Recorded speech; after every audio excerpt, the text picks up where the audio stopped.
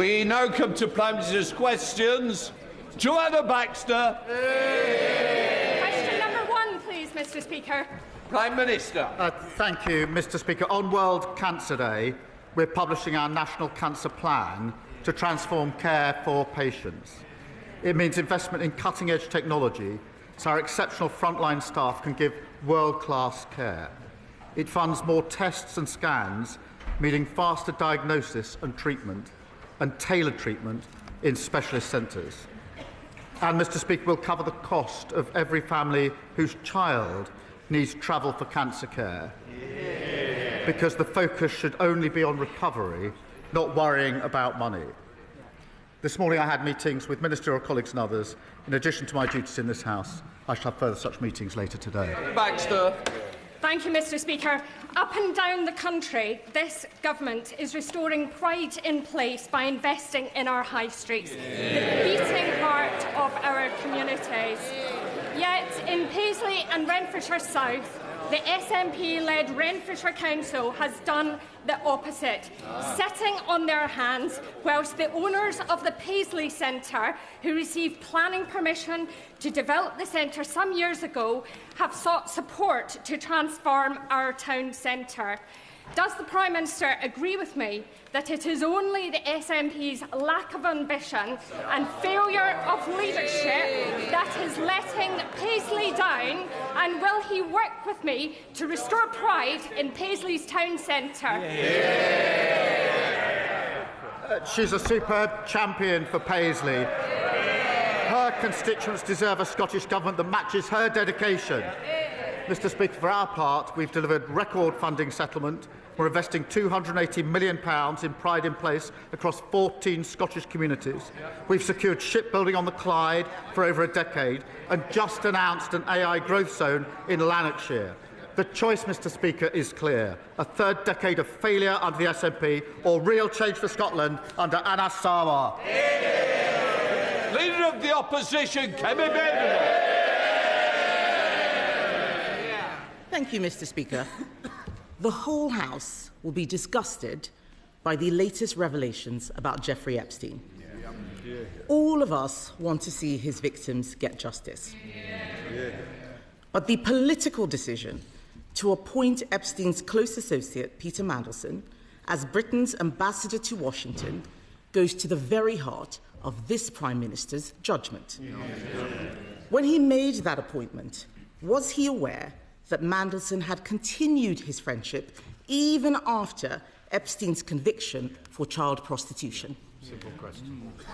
Mr. Speaker, let me start where I must, with the victims of Epstein, and all of our thoughts are with them.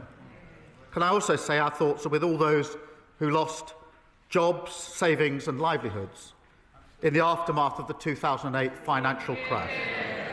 To learn that there was a cabinet minister leaking sensitive information at the height of the response to the 2008 crash is beyond infuriating. And I am as angry as the public and any member of this House. Mandelson betrayed our country, our Parliament and my party. Mr. Speaker, he lied repeatedly to my team when asked about his relationship with Epstein before and during his tenure as ambassador. I regret appointing him. If I knew then what I know now, he would never have been anywhere near government. And that is why, Mr. Speaker, yesterday, the Cabinet Secretary, with my support, took the decision to refer material to the police. And there is now a criminal investigation. I've instructed my team to draft legislation to strip Mandelson of his title and wider legislation to remove disgraced peers. And this morning, I've agreed with His Majesty the King that Mandelson should be removed from the list of Privy Councillors on grounds that he's brought the reputation of the Privy Council into disrepute. Mr. Speaker, I asked the Prime Minister a very specific question. Did he know that Mandelson had continued his friendship with Epstein after the conviction? He says if he knew then what he knows now, but he did know. In January 2024, a journalist from the Financial Times informed the Prime Minister that Mandelson had stayed in Epstein's house even after that conviction for child prostitution. So did the Prime Minister conveniently forget this fact, or did he decide it was a risk worth taking? Prime Minister. Well, Mr. Speaker, as the House would expect, we went through a process. There was a due diligence exercise, and then there was security vetting by the security services. What was not known was the depth, the sheer depth and extent of the relationship. He lied about that to everyone for years.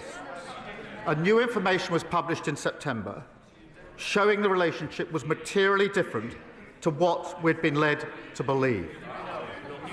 When the new information came to light, I sacked him. But we did go through a due diligence exercise. The points that are being put to me were dealt with within that exercise. In response to the humble address this afternoon, I intend to make sure that all of the material is published. Mr. Speaker, the only exemptions are national security, if it prejudice national security. My first duty is obviously to keep this country safe. And when we drafted humble addresses, we always put an exemption for national security. But also anything that will prejudice international relations. Mr. Speaker, you in the House will appreciate that in the course of discussions country to country, there are very sensitive issues of security, intelligence and trade which cannot be disclosed without compromising the relationship between the two countries or a third country. Mr. Speaker, so that I can be totally open with the House, I should also disclose that the Metropolitan Police have been in touch with my office this morning to raise issues about anything that would prejudice their investigations. We're in discussion with them about that, and I hope to be able to update the House, but I do think I should make that clear to the House at this point, because those discussions are ongoing. Shall I clear that up? I'm going to come to the humble address in a moment, but the Prime Minister cannot blame the process. He did know it was on Google. If the Conservative Research Department could find this information out, why couldn't Number 10? On the 10th of September, when we knew this, I asked him at that dispatch box, he gave Mandelson his full confidence at that dispatch box, not once, but twice. He only sacked him after pressure from us. I am asking the Prime Minister something very specific, not about the generalities of the full extent. Can the Prime Minister tell us, did the official security vetting he received mention Mandelson's ongoing relationship with the paedophile Jeffrey Epstein? So clear. Prime Minister. Yes, it did. As a result, various questions were put to him. I intend to disclose to this House all of the national security, prejudice to international relations on one side. I want to make sure this House sees the full documentation, so it will see for itself the extent to which time and time again Mandelson completely misrepresented the extent of his relationship with Epstein and lied throughout the process, including in response to the due diligence. Kemi, Badenoch. Mr. Speaker, I think it is shocking what the Prime Minister has just said. How can he stand up there saying that he knew, but he just asked Peter Mandelson if the security vetting was true or false? This is a man who had been sacked from cabinet twice already for unethical behaviour. That is absolutely shocking. And that is why later today, my party will call on the government to release all documents relating to Mandelson's appointment, not just the ones the Prime Minister wants us to see. Because this government is trying to sabotage that release with an amendment to let him choose what we see, the man who appointed Mandelson in the first place. Labour MPs now have to decide if they want to be accessories to his cover-up. Can the Prime Minister guarantee that he won't remove the whip if they refuse to vote for his whitewash amendment? Prime Minister. Mr. Speaker, the first exemption is in relation to anything that could compromise national security. That is not a small matter, and many members on the benches opposite will know precisely why that needs to be in the exemption. When we were drafting humble addresses, when we were sitting over there, we always made sure that exemption was in because we knew how important it was to the then government. I don't think I've seen a humble address without that in, because and just to be clear, to vote to release something that would prejudice national security is wrong in principle. The second exemption is in relation to things that would prejudice international relations. There will be discussions about security and intelligence and trade, which are highly sensitive to the two countries involved and to third countries. Well, they have to ask themselves whether they want to vote to prejudice our national security. I don't think they do. I don't think, in fairness, that they do. But can I reassure the House, Mr. Speaker? Let me reassure the House. The process for deciding what falls into those categories will not be a political process. It will be led by the Cabinet Secretary, supported by government legal teams. So they will be looking at the question of prejudice. They will be making that decision. The only additional thing I just want to put before the House, because there was a discussion this morning with the Metropolitan Police, is that we are in discussions with them about any material that they're concerned will prejudice their investigation. We're at an early stage of that discussion, but I didn't want to have the House not know that that discussion is going on. Kemi. Mr. Speaker, the Prime Minister is talking about national security. The national security issue was appointing Mandelson in the first place. And what he has said about the humble address is a red herring. To those Labour MPs who were not there in the last Parliament, let me tell them, humble addresses already exempt genuine national security. This is not about national security, this is about his job security. His amendment lets him withhold anything to do with international relations. But this whole appointment is to do with international relations. So if they're voting for it, they are voting for the cover-up. If the Prime Minister is serious about national security concerns, then he should ask the Intelligence and Security Committee to decide which documents should be released. Will he commit to doing so here and now? Prime Minister. Mr. Speaker, I've set out the process. It won't be a political process. It will be led by the Cabinet Secretary, supported by the government legal teams. But I'm pleased that she, I think, now accepts that at least the first exemption that we've written in to the amendment, the petition, is the right amendment in relation to prejudice national security. But she and others behind her will understand that because of the breadth of what's asked for, and we're doing everything we can to make sure this is fully transparent and disclosed, but she and those behind her will understand from their own experience in government the sensitivity of information about security and intelligence and trade relations that are inevitably caught in exchanges of the nature that are being asked for. And it is right that anything that prejudices, not touches on, prejudices international relations is protected within the disclosure. Kemi Badenoch. If that was really the case, then he wouldn't mind if the ISC had a look. And let's be clear, he says the Cabinet Secretary makes it non-political, but that doesn't make it independent. What we want is an independent look. The ISC is independent. The Cabinet Secretary works for him. We know that there will be a cover-up because this implicates the Prime Minister and his Chief of Staff, Morgan McSweeney, a protégé of Peter Mandelson. The Prime Minister chose to inject Mandelson's poison into the heart of his government on the advice of Morgan McSweeney. His catastrophic lack of judgment, telling us now that he did know, has harmed the special relationship It has endangered national security. It's not the humble address, it's him. It's compromised our diplomacy, and it has embarrassed our nation. After all of this, does he have the same full confidence in Morgan McSweeney that he had in Peter Mandelson? Prime Minister. Morgan McSweeney is an essential part of my team. He helped me change the Labour Party and win an election. Of course I have confidence in him. But, Mr Speaker, whatever is slung across this dispatch box, I don't think it's right for the Cabinet Secretary to be denigrated in that way and to suggest that he would be involved in a cover-up.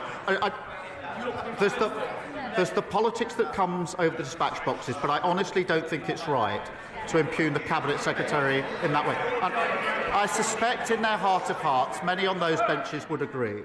Mr Speaker, I'm as angry as anyone about what Mandelson has been up to. The disclosures that have been made this week of him passing sensitive information at the height of the response to the 2008 financial crash is utterly shocking and appalling. He's betrayed our country. He's lied repeatedly. He's responsible for a litany of deceit. But this moment demands not just anger, but action. And that's why we've moved quickly, referring material to the police, publishing legislation so we can remove titles from disgraced politicians, and stripping Mandelson of his Privy Councillorship. That is what the public expect, and that is what we will do. Libins. Thank you, Mr Speaker. Every month, people across our constituencies are injured by illegal e-bikes being ridden at 30, 40 and 50 miles per hour through our town centres and parks. But for every illegal e-bike that the police seize and crush, another 10 hit our streets because they are too freely available to buy.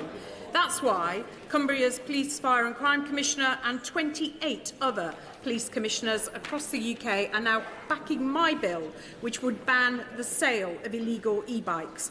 Will the Prime Minister set out what action the government will take to protect the public and ban the sale of these monster bikes?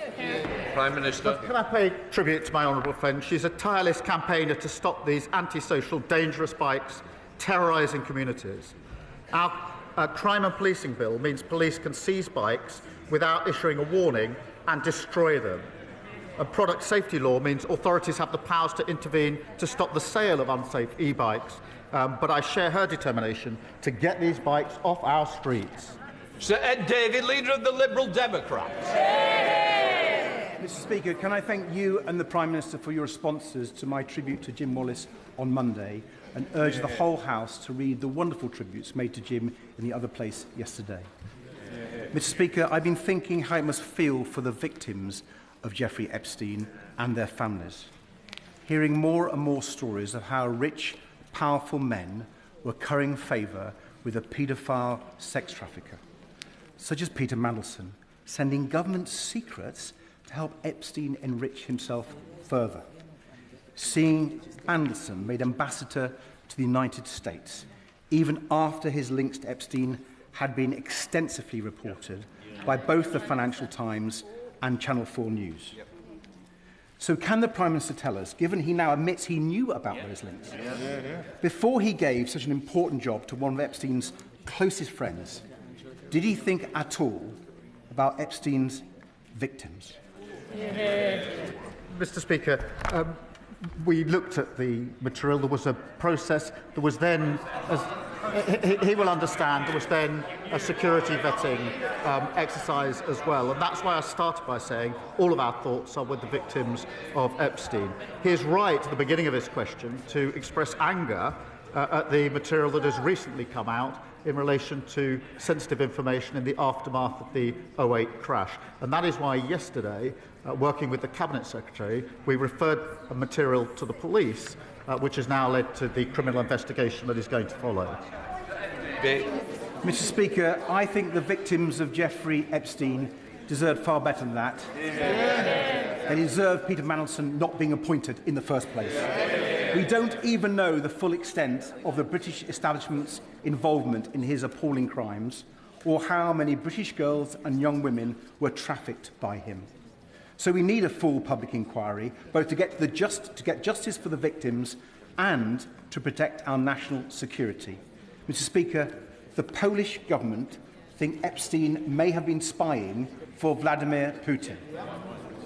Is the Prime Minister concerned that Peter Mandelson may have been leaking state secrets, not just to a paedophile American financier, but also a Russian agent? Well, Mr. Speaker, he talks of a public inquiry. Obviously, the focus now has to be on the criminal investigation which has started. As he knows, that investigation will go wherever the evidence leads it, and I've made it absolutely clear that the government will cooperate, as he would expect, with that criminal investigation wherever it goes. Thank you, Mr. Speaker. I welcome the news that Bristol East will be getting another 3 breakfast clubs. I've seen how these clubs aren't just about making sure that no child starts the school day hungry. They're also about giving staff the extra time to spend with the children and to spot whether there might be trouble at home. And on that note, can I urge the Prime Minister to work with schools on our manifesto commitment to identify children with parents in prison to make sure that those children get all the support that they need? Can I thank her for raising this and confirm that we're looking at how we can strengthen the support in place for these children so no child falls between the cracks. 3 breakfast clubs mean every child is fed and ready to learn, and I'm delighted to see 3 more in her constituency as she references.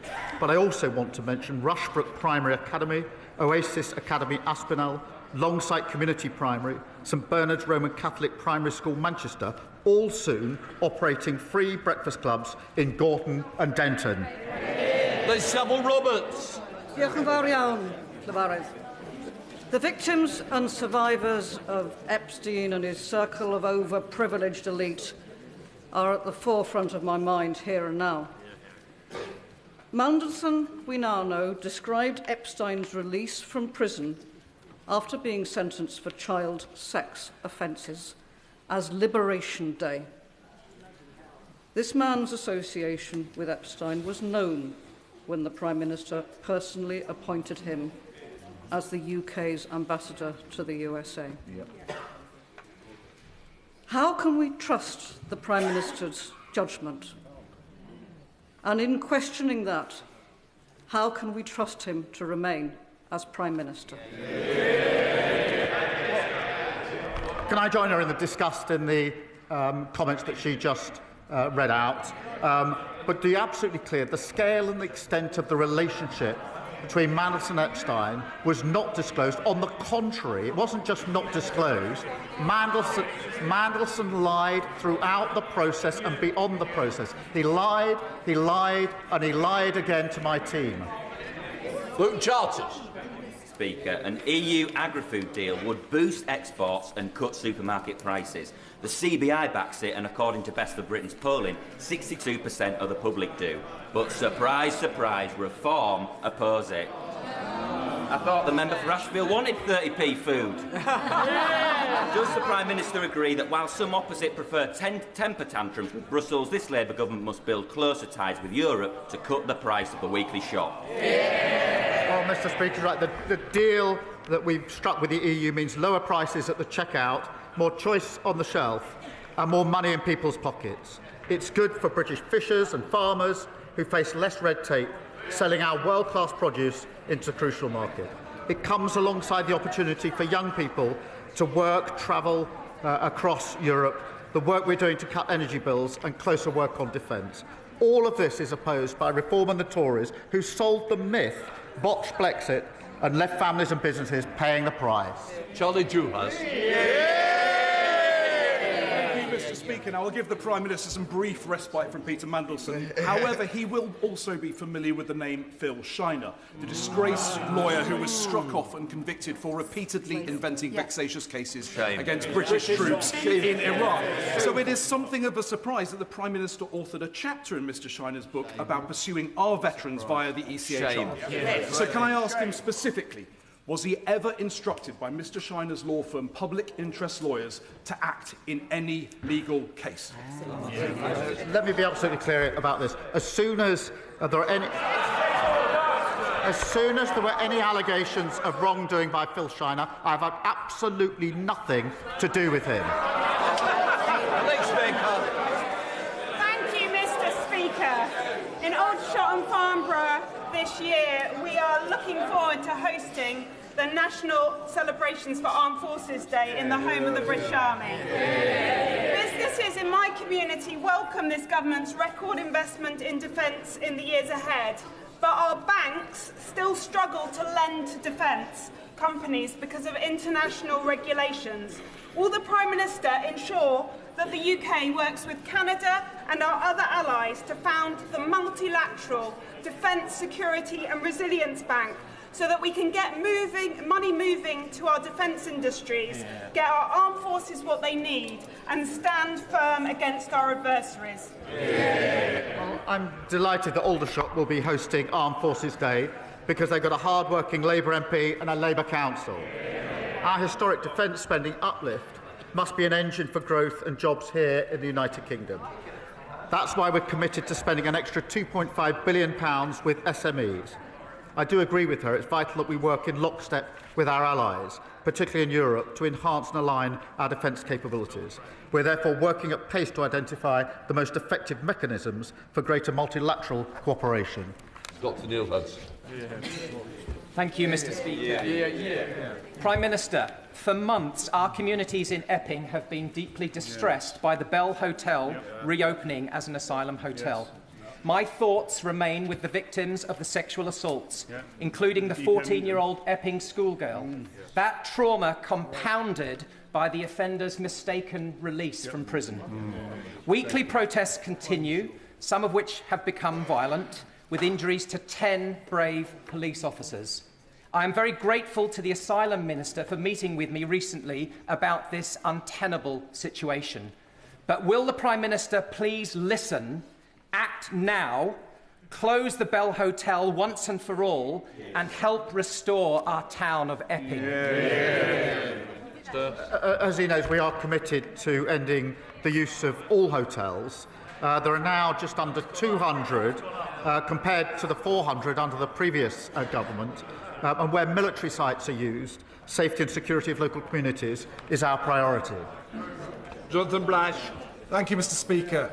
Hartlepool has now the third highest number of children in care in England, fuelled by Southern Council shipping families to my town, blowing a £6 million hole in our budget, a deficit that my brilliant Labour Council has already halved. But there is nothing left to cut.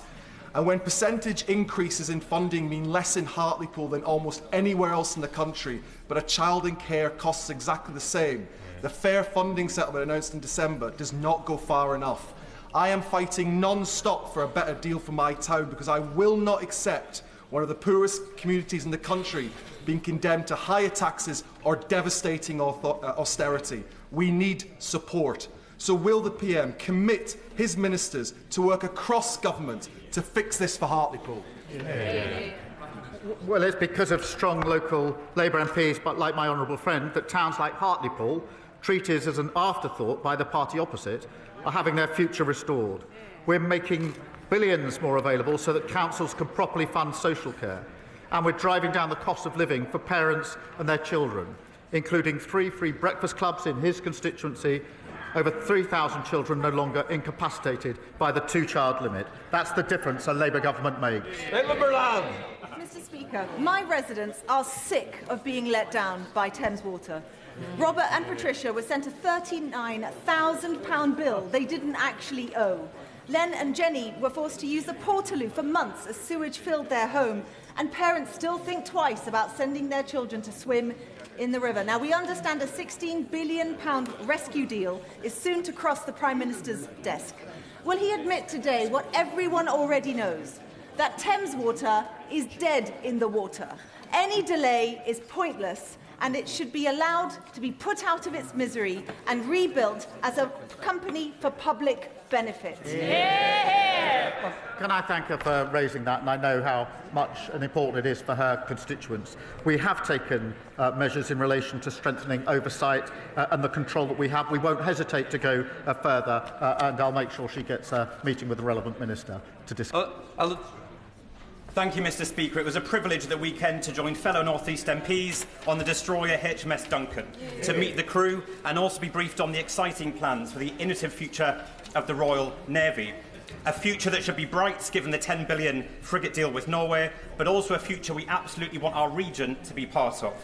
So would the Prime Minister agree that given the North East's strengths in AI, satellite technology and advanced manufacturing, North East workers and businesses should be at the heart of the future hybrid navy? And will ministers meet us and industry leaders to put the North East at the heart of our future defence? Mr Speaker, can I first thank the commanding officer and crew of HMS Duncan for their service and thank my honourable friend. I remember meeting the brilliant workforce in his region, and I know the defence ministers would be delighted to do the same. Our record defence spending is supporting jobs and growth across the North East. We invested £200 million in Optric semiconductors in his constituency last year. As we increase defence spending, the North East will play a major role securing good skilled jobs for generations to come. Christine Jarvie. Thank you very much, Mr Speaker. And can I associate myself with the comments of my party leader about Lord Wallace, a man I feel I was privileged to know. But can I ask the Prime Minister, given the conversations which are taking place in this place today and up and down the country about Peter Mandelson and his involvement with the paedophile who trafficked women, and the millions of women, particularly in this country, who will have been triggered by that, given the establishment's proximity to what happened, will the Prime Minister assure that there will be support set up, helplines, and that as well as the victims, the direct victims, those indirect women who've been triggered now will be supported? Well, she's right to raise this, and obviously we'll support the police on the one hand with their investigation, but also we will press on with our work to halve violence against women and girls, which is very much about putting the support in place that is needed for all victims of violence. That is a crucial part of our work, and I hope we can work across the House in support of it. Ellen Hayes. Thank you, Mr Speaker. I'm proud that Labour MPs voted yesterday to remove the two-child limit and lift 400,000 children out of poverty.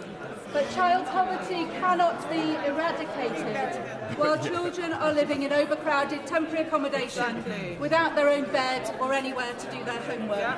So will the Prime Minister commit to urgent and persistent action to drive down the use of temporary accommodation, ensuring that our councils, including my councils of Lambeth and Southwark, have the funding they need in the final local government finance settlement next week?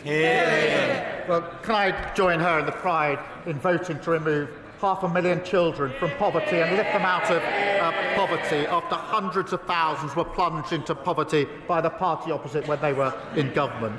On the point she raised about temporary accommodation, she's right that every child deserves a safe, warm and secure home. We're investing a record £3.5 billion in homelessness services and £950 million in local authority housing fund to deliver better quality temporary accommodation. Mr Speaker, how we answer SEND families' call for justice will measure who we are. Christopher Lascaris was autistic and murdered aged 24. His mother, Fiona, who is here, spent 8 years begging authorities to protect him, but they refused because they presumed he had mental capacity. So will the Prime Minister support Christopher's law, creating a duty to assess mental capacity where it is in doubt to save the lives of others? Can I thank him for his question and for his tireless campaigning on behalf of Christopher and Fiona, who, as he points out, is with us today.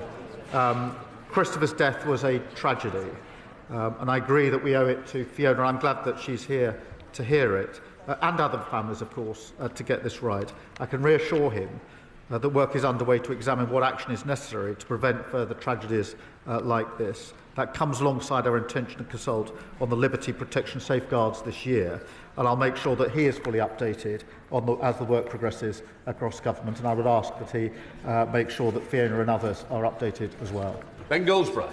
Thank you very much, Mr Speaker. From heat-tolerant rice trials to world-leading science at the Earlham Institute and the John Innes Centre on the Norwich Research Park, South Norfolk is helping feed the world. Will the Prime Minister secure a clear carve-out for precision breeding in any future SPS agreement with the EU so Britain can continue to lead on this field?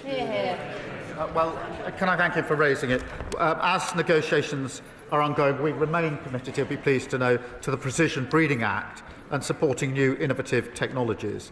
And the EU accepts there will need to be areas where we retain our own rules, and we'll always prioritise British interests as we negotiate our SBS agreement. Caroline Johnson.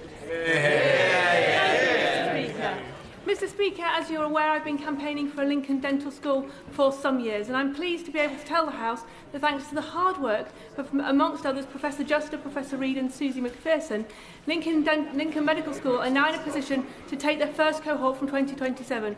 So can I ask the Prime Minister, will he provide the necessary funding for this cohort of students to start to help improve the oral health of people right across Lincolnshire? Well, I'm pleased to hear the news about the dental school in her constituency, and we have put in further funding in relation to dentistry. We were left with a dental desert across many parts of the country. We're fixing that problem, but I'm glad to hear the news in her constituency. Ollie Billings. Thank you, Mr. Speaker. As the Prime Minister pointed out, today is World Cancer Day. As outlined in our cancer plan, early detection and diagnosis is vital. Will the Prime Minister agree to consider the campaign by my constituent Gemma Reeves, who is a nurse at the Queen Elizabeth Queen Mother Hospital, to ensure breast cancer screening for all women over the age of 40, and meet her to discuss how such a change would save lives? Well, I'd absolutely support that, and I'll make sure she gets a meeting with the relevant minister, because early diagnosis is so important for all cancers, and we must do everything we can to ensure that our early diagnosis is the absolute norm and never the default. Final question, Suella Brabham.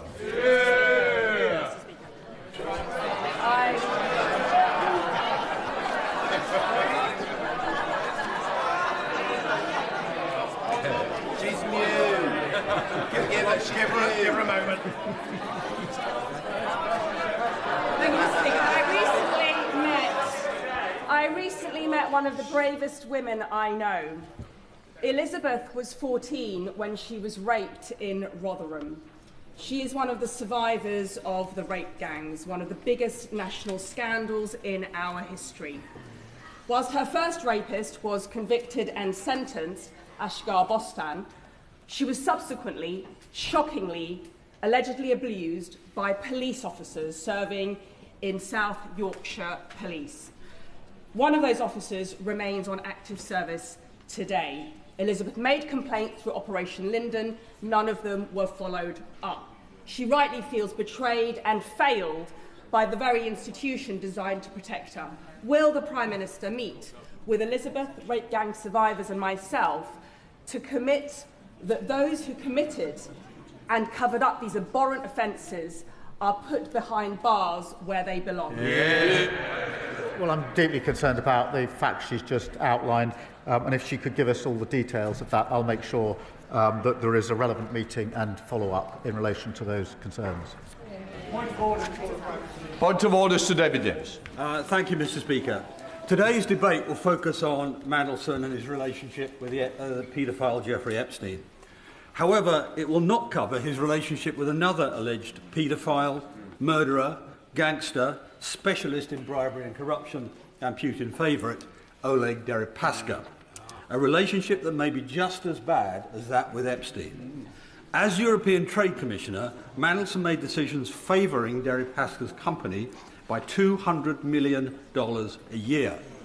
Mandelson avoided proper investigation by lying about the timing of his relationship with Deripaska. Mr. Speaker, how can we find out what investigations were carried out before Gordon Brown and his government appointed Mandelson as a minister? Do you agree this House needs to see this information? If so, how can we obtain it? What I would say is, look, this is a very experienced member, and I know he'll pursue this through the many avenues, and I know there is a debate later in which he may wish to catch the chair's eye in order to raise these issues. These are very serious issues that he's raised, and this will be taken seriously, and I'm sure that the front bench has heard it as well. I will leave it at that. Mr. Speaker, please. Point of order. Thank you ever so much, Mr. Speaker. The Prime Minister said that in each humble address that his party laid in opposition, they mentioned national security. Mr. Speaker, the Prime Minister has left. However, I have checked the two most recent humble addresses laid by the Labour Party when they're in opposition, and all members on those benches should be very aware the words national security do not feature even once.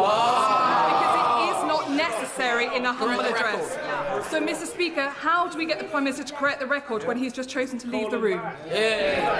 Don't be ridiculous. Can I just say to you, you put it on the record. I don't want to continue the debate, but you put it on the record, so it's there. Right. Point for Churchill. Thank you very much, Mr. Speaker. Now, the Prime Minister, in response to me just now, appeared to deny ever being instructed by disgraced lawyer Phil Shiner. Yet I have here the 2007 case of Al-Jeddah versus the Secretary of State for Defence, where it quite clearly says appellants instructed by public interest lawyers include one Keir Starmer QC. Perhaps the Prime Minister might want to return to the House and clarify his earlier remarks. I'm not here to continue a debate. You put it on the record, we will leave it at that. Right. We'll let the front benches change over.